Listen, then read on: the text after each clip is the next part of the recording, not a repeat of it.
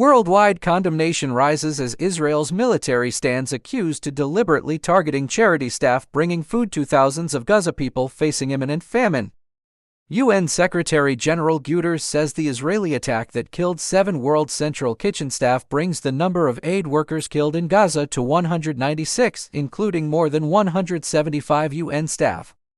A UN World Bank report estimates the infrastructure damage in the Gaza Strip at $18.5 billion in the first 4 months of Israel's assault.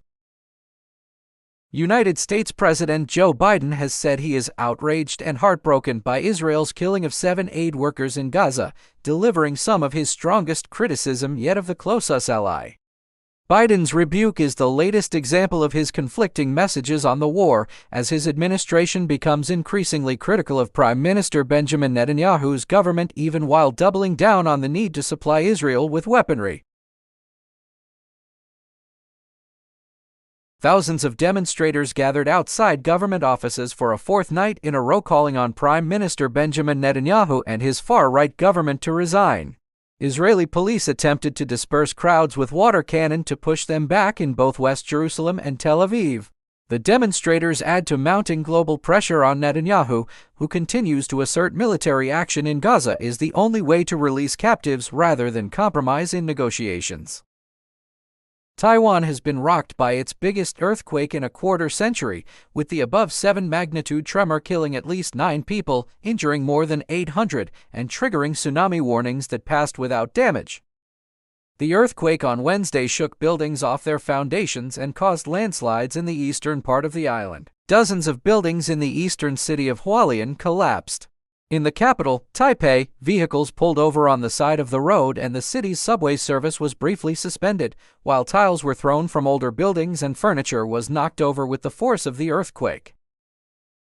NATO foreign ministers are set to discuss how to put military support for Ukraine on a long-term footing. At a 2-day meeting beginning on Wednesday, ministers are expected to discuss a proposal by NATO chief Jens Stoltenberg for a €100 billion 5-year fund for Ukraine. Under the plan, NATO would take over some coordination work from a United States-led coalition known as the Ramstein Group. The step is designed in part to guard against any cut in U.S. support if Donald Trump returns to the White House, diplomats said, according to the Reuters news agency. A child has been killed and another wounded after another minor opened fire at a primary school in Finland, according to authorities.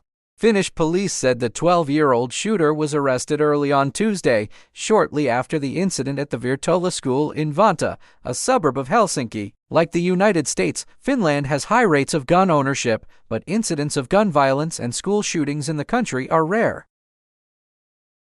The home of Peru's President Dina Boluarte has been raided as part of a continuing corruption investigation linked to undisclosed luxury watches, police said. The AFP news agency reported, citing a police document, that about 40 officials were involved in the raid early on Saturday to search for Rolex watches that Boluarte had not declared. The joint operation between the police and the prosecutor's office was broadcast on the local television channel Latina. Televised images showed government agents from an investigative team breaking into the president's residence with a sledgehammer. Uganda's constitutional court has rejected a petition seeking to annul an anti-gay law that has been roundly condemned internationally as one of the toughest in the world. The court found on Wednesday that some sections of the law violated the right to health and it was inconsistent with right to health, privacy, and freedom of religion but did not block or suspend the law. According to Ugandan television station NTV, the 5-member court reached a unanimous decision to reject the petition against the law, which enjoys broad popular support in the country. Among the world's undisputed cocoa powerhouses, accounting for more than 60% of global supply, Ghana and its West African neighbor Ivory Coast are both facing catastrophic harvests this season. Expectations of shortages of cocoa beans, the raw material for chocolate, have seen New York cocoa futures more than double this year alone. They have hit new record highs almost daily in an unprecedented trend that shows little sign of abating.